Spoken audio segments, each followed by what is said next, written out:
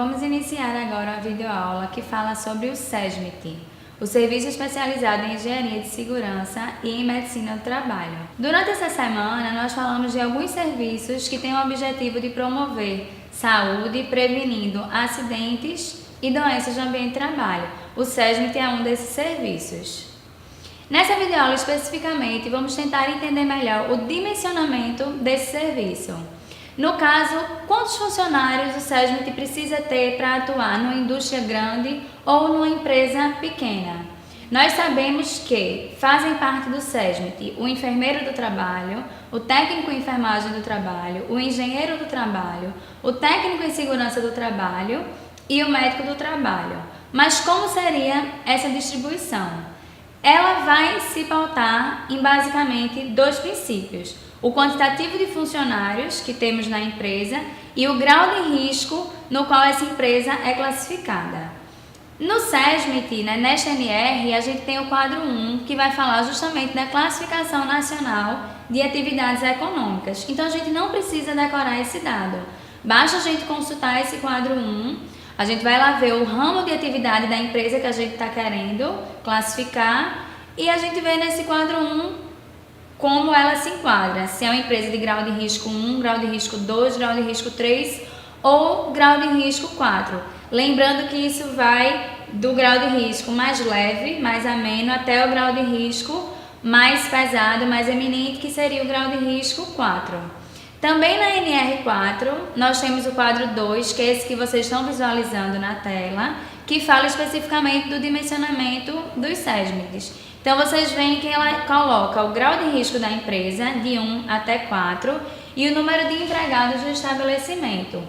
Por exemplo, de 50 a 100 empregados, de 101 a 205, de 251 a 500 empregados. Então, nós vamos cruzar essas informações. Por exemplo, vamos imaginar que eu tenho uma empresa que tem 900 funcionários e que ela faz parte do grau de risco 3. Então, por essa tabela que a gente está visualizando, por esse quadro 2, a gente vai ver que essa empresa se enquadraria neste momento. Aqui, então, ela precisaria ter 3 técnicos de segurança do trabalho, um engenheiro de segurança do trabalho e apenas um médico do trabalho. A equipe de enfermagem ela não precisaria ainda fazer parte dessa empresa.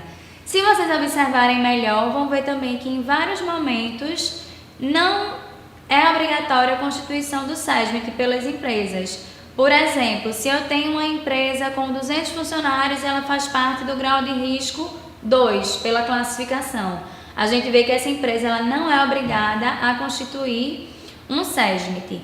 Ainda nesse quadro 2, a gente vê algumas observações. Essa questão do tempo parcial, ou seja, funcionários de nível superior, como enfermeiros, médicos e engenheiros, eles podem trabalhar ou em tempo parcial, que seriam 3 horas, ou com a carga horária total, que seria de 6 horas. Os funcionários de nível técnico, que seria o técnico em segurança do trabalho e enfermagem, a carga horária deles seria de 8 horas.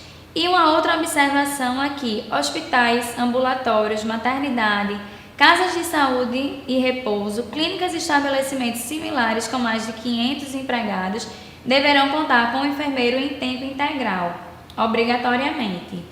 Um outro detalhe que vai de encontro à legislação da enfermagem é que nossa legislação ela coloca que o técnico de enfermagem ele só pode atuar sob supervisão do enfermeiro.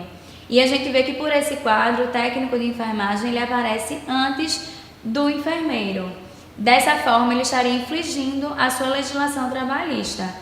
Então, a partir do momento que o técnico de enfermagem ele entra nas empresas, para que ele não infrinja a sua legislação trabalhista, para que ele esteja trabalhando de acordo com sua lei do exercício profissional, é preciso que tenha também o enfermeiro nesse ambiente. Para finalizarmos, só alguns detalhes importantes. As empresas que possuem mais de 50% de seus empregados em estabelecimentos ou setores com atividade cuja gradação de risco seja de grau superior ao da atividade principal, elas deverão dimensionar o seu SESMIT em acordo com essa função de maior grau de risco.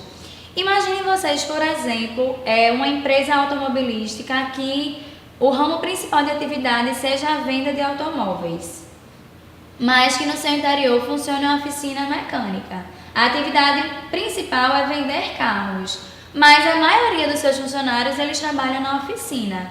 Então o SESMIT ele vai ter que ser dimensionado de acordo com o grau de risco da oficina mecânica e não de venda de carros. E um último detalhe são as empresas sazonais, tá? Que só funcionam em algumas épocas do ano. E aí, para a gente fazer esse dimensionamento, a gente vai tomar como base de cálculo o ano anterior, o quantitativo de funcionários do ano anterior. Encerramos agora essa videoaula. Espero que tenham aproveitado. Bons estudos!